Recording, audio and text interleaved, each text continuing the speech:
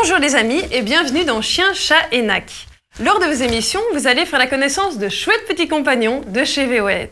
Vous allez également en apprendre un peu plus sur tous les soins qui existent pour vos animaux. De nouveaux animaux de compagnie vous seront présentés et vous allez apprendre comment protéger vos petites boules de poils. Retrouvons tout de suite Dominique pour nous présenter de chouettes petits compagnons qui ne cherchent qu'à donner de l'amour et à en recevoir. Chers amis, bonjour. Bonjour Sophie. Première émission Chien, Chat et Nac. Et aujourd'hui, j'ai le privilège de vous présenter 4 animaux adorables qui se trouvent chez VOET. VOET, la société de protection animale qui recueille, héberge, soigne les animaux abandonnés, trouvés ou saisis dans la région de Bruxelles-Capitale et sa périphérie. Tout d'abord, je vais vous présenter Kéops, un magnifique berger allemand. Kéops a presque 10 ans. C'est un berger allemand gentil et attachant.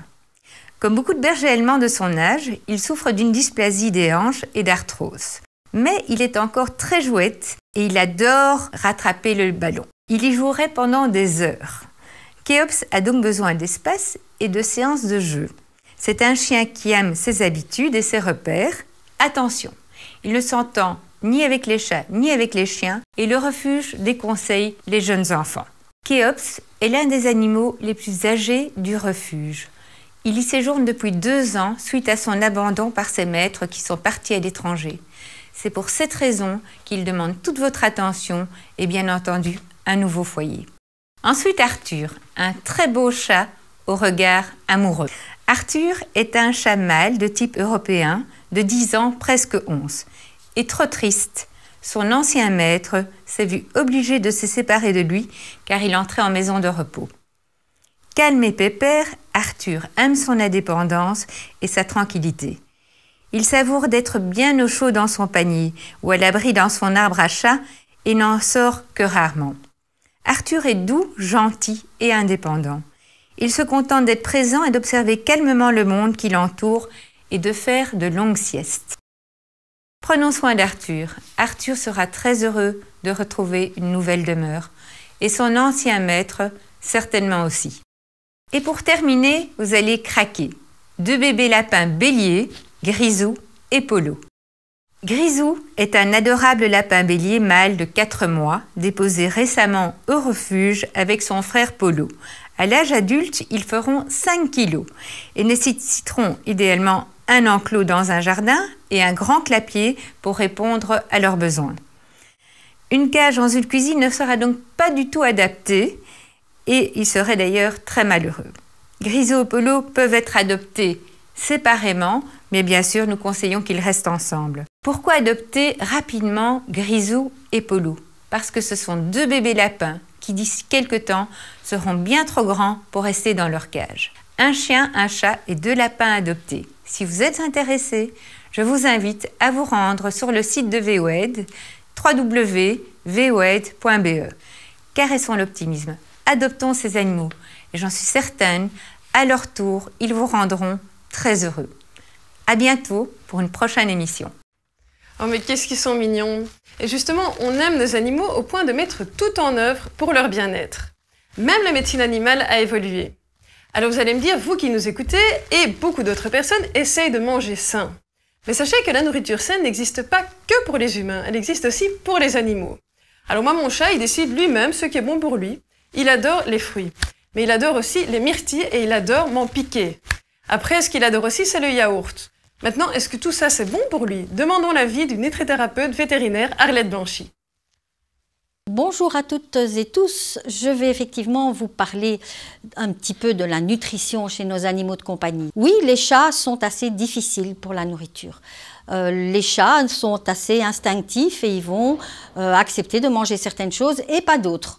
Alors que le chat veuille le yaourt, c'est pas du tout un problème.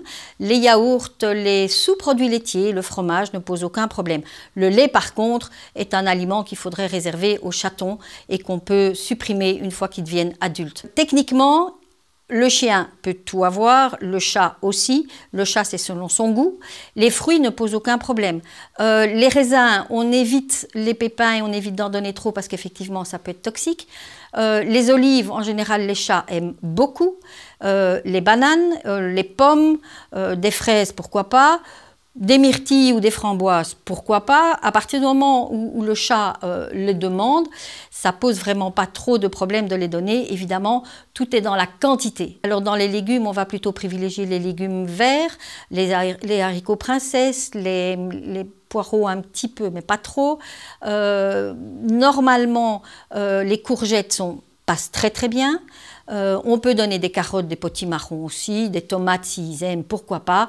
Le truc pour les légumes, c'est qu'ils doivent impérativement être cuits. Les féculents, riz, pâtes, pain, bon, maintenant c'est une légende urbaine de dire que les chiens sont allergiques au gluten, parce qu'ils ne le sont pas.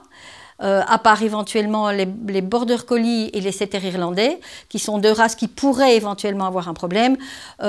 C'est un effet de mode de dire qu'il ne faut pas mettre de gluten dans la ration des chiens et des chats. Ça n'a pas de conséquences.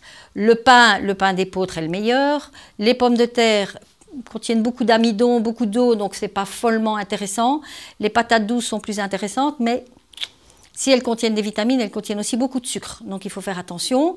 Le riz et les pâtes doivent être cuites, désolé pour les Italiens, pas du tout al dente, mais 20 minutes de cuisson. On évite très clairement les sucreries chez les chiens, et les chats aussi d'ailleurs. N'oubliez pas que le chocolat est terriblement toxique, il est carrément poison. Sachez que le chocolat noir est 8 fois plus toxique que le chocolat au lait. Le chocolat blanc a le seul mérite d'être très gras, mais ne contient pas une once de cacao, donc il n'est pas mortel, il n'est pas toxique, mais il n'est pas très très bon pour la santé, donc on fait l'impasse sur le chocolat. On fait l'impasse sur les sucreries, éventuellement les fruits, oui, mais pas les sucres autrement. En matière de viande, on peut donner toutes les viandes qu'on veut, ça peut être du bœuf, ça peut être du porc, ça peut être du poulet, ça peut être du poisson. Voilà, c'est tout pour aujourd'hui, pour les conseils alimentaires du jour. On se retrouve bientôt pour d'autres conseils vétérinaires. Au revoir. La complicité entre un maître et son animal peut être très forte. On peut même parfois appeler cela de l'amour. Mais sachez que l'amour n'existe pas qu'avec un chat ou un chien. L'amour peut exister avec de nouveaux animaux de compagnie appelés les NAC, comme par exemple ce petit cochon vietnamien adorable. En fait, c'est un cochon qui est domestiqué. C'est un animal qui est très intelligent, et qui donc va apprendre tout très vite. Donc il pourra ouvrir vos portes, ouvrir vos armoires, et ça peut être embêtant parce qu'il peut vous piquer des choses. Donc faites attention. Après, vous pouvez leur prendre des tours en échange de friandises. Donc ça c'est sympa aussi, et ce qui est chouette aussi, c'est que comme un chat, il fait ses besoins dans une litière. Beaucoup de maîtres aiment leurs animaux et eux le rendent très bien. Mais malheureusement, il existe aussi beaucoup de cruauté, comme l'abandon. Mais justement, en période de confinement, les gens ont décidé. Ils étaient seuls, ils se sentaient seuls et donc ils ont décidé de prendre un animal. Et puis après le confinement, ils ont décidé de s'en débarrasser. Il y en a qui se débarrassent dans la rue, il y en a qui font même pire.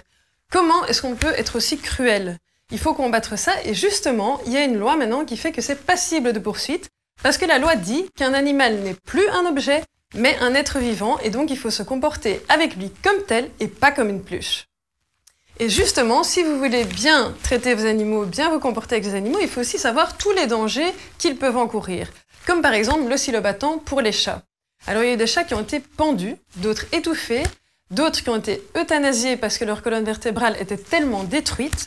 Donc s'il vous plaît, ne laissez pas vos oscillobattants quand vous n'êtes pas là, ne les laissez pas ouverts. Et après, il y a d'autres choses qui existent aussi, comme des petites grilles que vous pouvez mettre dans l'oscillobattant. Je vous propose de prendre conseil chez votre vétérinaire par rapport à ça. N'oubliez pas, si vous avez eu un crush pour un des animaux présentés par Dominique, d'aller sur le site de VOAide, ils n'attendent que vous. Alors, c'est ici que se termine votre émission. On se retrouve très bientôt pour apprendre de nouvelles choses sur ces petits êtres magnifiques qui nous entourent, et avec Dominique pour nous présenter des petits compagnons qui ne cherchent qu'à trouver une famille. Ciao les amis!